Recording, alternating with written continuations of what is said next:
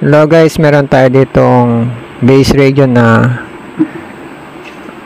FT Yaesu FT 8000. So ang gagawin natin, paano ba to i-activate and deactivate yung crossband repeat. So kailangan iset mo muna yung VHF frequency dito, tapos yung UHF frequency naman dito sa kabila. So paano ba natin gagawin yung crossband repeat?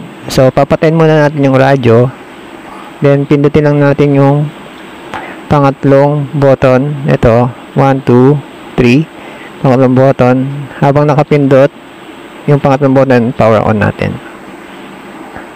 So mapapansin natin meron na siyang nakalagay na R sa unahan ng frequency.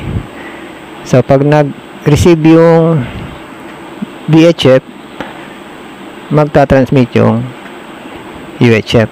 Pag nag-receive naman ng UHF, magta-transmit yung VHF.